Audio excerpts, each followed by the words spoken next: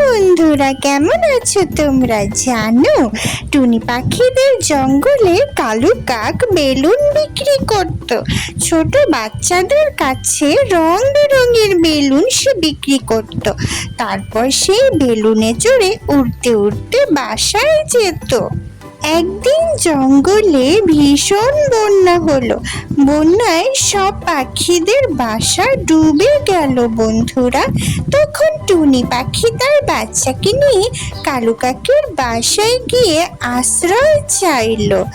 কালু কাক তখন টুনি পাখি আর তার বাচ্চাকে আশ্রয় দিল, বাসার ভিতরে ডেকে নিয়ে গেল। টুনি পাখি তাদেরকে ধন্যবাদ জানালো ঝড় বৃষ্টি ও বন্যায় আশ্রয় দেওয়ার জন্য। এদিকে প্রচুর বন্যায় মিনু মাসির বাসাটাও ডুবে গেল।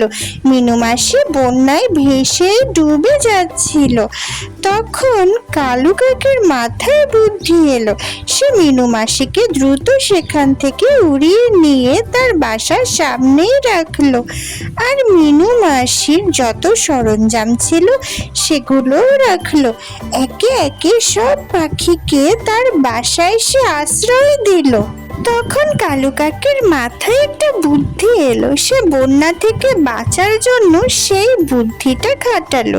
সে অনেকগুলো বেলুন নিয়ে তার বাসার চালের উপরে রেখে দিল এবং সে চাইলো যে বেলুনে করে তার বাসাটা আকাশে উড়ে যাক, তাহলে আর বন্যার পানিতে ডুবে যেতে পারবে না। তখন সব পাখিরা সেই বাসাটা বেলুনের সাথে করে উড়িয়ে নিয়ে মেঘের দেশে চলে গেল।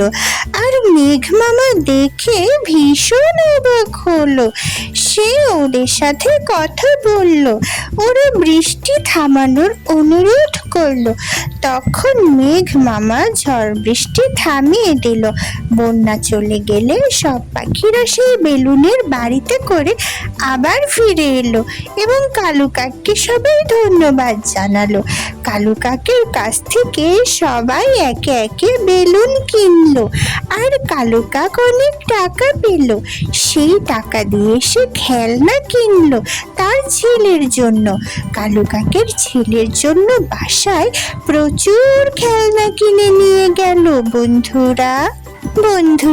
মজার মজার টুনির কার্টুন দেখতে চাইলে আমাদের চ্যানেলটি সাবস্ক্রাইব করো।